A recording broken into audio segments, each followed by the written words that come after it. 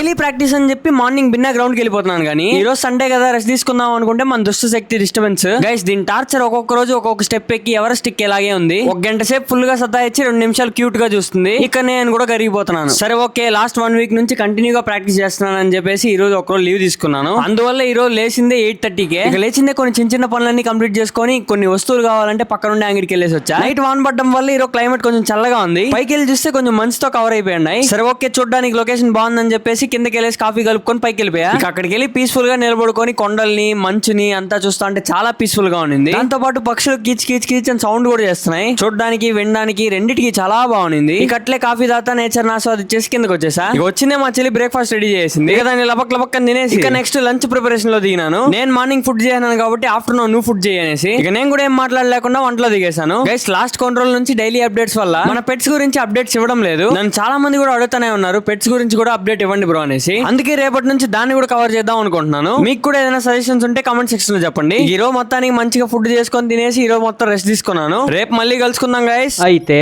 Next వీడియోలో చూద్దాం.